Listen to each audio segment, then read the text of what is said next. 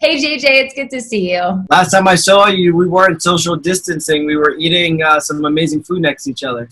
I know. I miss being able to do that. What are you working on right now at Field Trip? So Field Trip is open in Harlem for takeout and delivery. And then the other half of Field Trip now is servicing first responders. So we're feeding all hospitals and shelters, Upper Manhattan and the Bronx in Harlem. So how did you get to the point that you were doing takeout and delivery and then started feeding frontline workers? Our food was going to start going bad, and we were like, we can't waste food in a community in need, and what can I do? I took it to Twitter, and it became this movement of people supporting our heroes right now, but also supporting Field Trip, where I was able to bring back people to work. It's been really amazing that we know as a company, but also our staff, what we stand for more than ever. And that's the most important part. But also, we know that African-American communities and Latinx communities are getting hit hard right now. And we are fueling those hospitals with those people in it. Now, for people that haven't had the Field Trip experience yet, tell me what you're serving. So Field Trip is a rice bowl shop. Our slogan is rice is culture. So we have things like pineapple black fried rice with salmon and peri-peri, crispy chicken with Carolina gold rice. What brought you to this point where you wanted to open up a restaurant like Field Trip? You know, my claim to fame is the Cecil. And I just remember hearing customers say, I wish I could eat your food every day.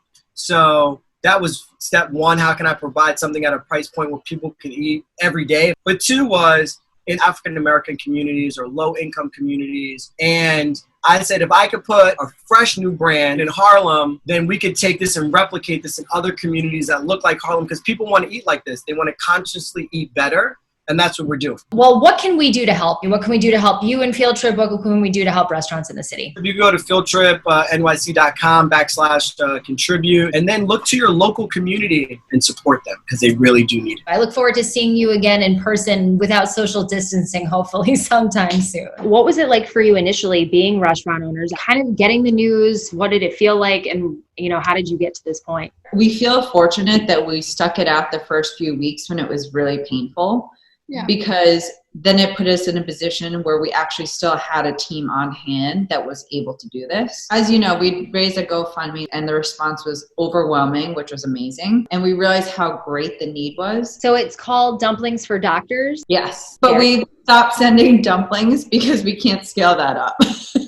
And Verizon actually reached out and they wanted to sponsor 300 meals a day. Wow. I know. Yeah. It's part of their Pay It Forward initiative. And we said to ourselves, between the Verizon commitment and our commitment to our GoFundMe donors, we're probably going to be doing, at least 400 meals a week. We need to make sure we can pull this off seamlessly because we owe it to the doctors and nurses to make sure they get the best meals that they can get. We changed our operations to basically an industrial kitchen, streamlined. We're churning out all these meals at the same time. The medical workers have a very short time frame to eat, so we have to get everything as hot and fresh as possible in a short time. And sure, we can do 300-400 meals, but to do them all for the same pickup time, we've never done that before. That was stressful, but at the same time, like you said, it felt very rewarding. Exactly. It's really given us and our team a new mission. We feel rejuvenated, even though obviously it is tiring, but it's really great. Yeah. So is there anything else that we can do to get involved to help support you in this? Yes,